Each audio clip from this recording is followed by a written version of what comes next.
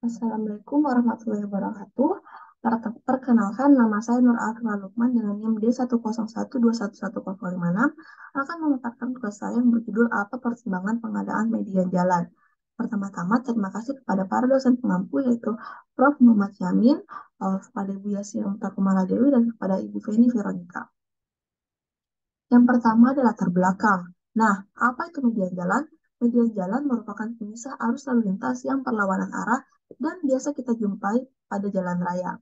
Namun, tidak setiap jalan raya itu memiliki median jalan. Masih biasa kita jumpai jalan raya yang tidak memiliki median jalan ataupun mediannya itu terhenti pada titik tertentu padahal masih berada pada satu nama jalan yang sama. Nah, hal itu menimbulkan pertanyaan bagi saya, jadi apa saja yang menjadi pertimbangan untuk pengadaan median pada jalan raya? Dari literatur yang saya baca, menurut Manual Kapasitas Jalan Indonesia atau MKJI tahun 1997, disebutkan bahwa lebar ideal untuk satu lajur adalah 3,5 meter. Sehingga jika penurunan lebar jalan akan menurunkan kapasitas dan pembangunan median jalan itu memerlukan lebar jalan yang memadai untuk menjaga kinerja jalan dan tidak mengganggu para pengguna jalan. Selanjutnya, menurut MKJI, median jalan itu harus digunakan bila lebar jalan lebih dari 10 meter. Apa saja yang menjadi aspek penting pembangunan median jalan? Yang aspek yang pertama yaitu lebar jalan yang memadai. Seperti yang saya jelaskan sebelumnya, menurut MKJI standar untuk melakukan pengadaan median jalan yaitu lebar jalan harus lebih dari 10 meter. Yang kedua ada memperhatikan karakteristik lalu lintas yang lewat. Jadi kriteria lalu lintas tidak tidak sama pada setiap jamnya.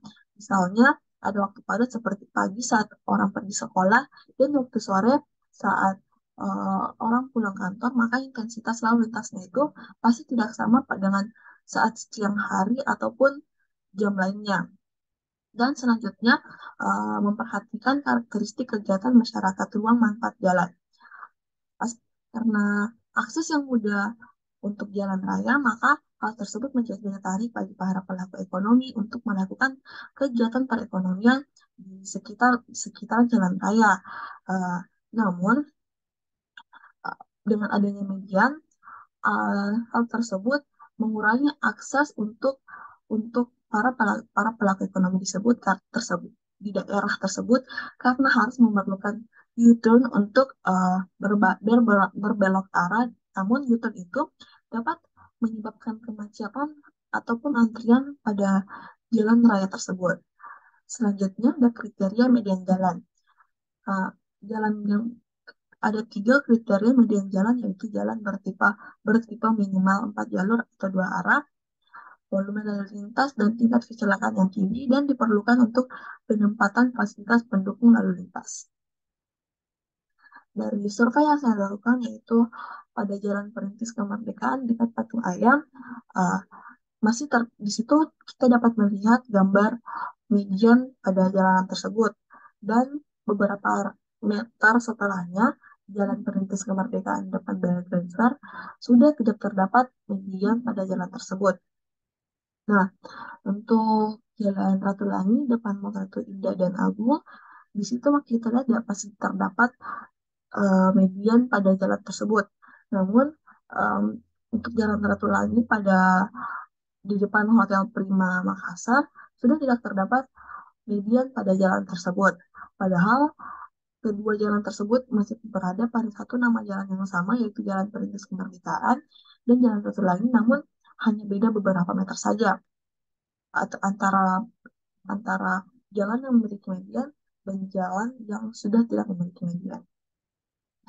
Dari hasil analisis saya, pengadaan median pada jalan Ratulangi ini karena adanya uh, kegiatan kegiatan kegiatan atau pusat ekonomi seperti Mall Ratu Indah ataupun Toko Agung Fotokopi yang menyebabkan arusnya padat, dan hal itu diadakan untuk mengurangi laju para pengendara dan untuk mengurangi risiko kecelakaan khususnya pagi arus yang berlawanan. Nah, untuk pada jalan perintis sendiri, Lebar jalannya itu seperti yang dapat kita lihat pada gambar.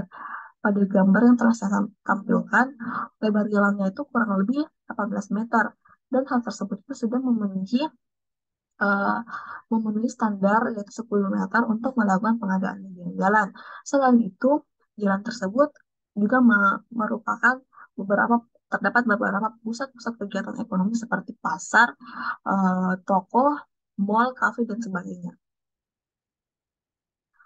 Adapun fungsi media jalan sendiri yaitu media jalan direncanakan dengan tujuan untuk meningkatkan keselamatan, kelancaran, dan kenyamanan bagi para pengguna jalan.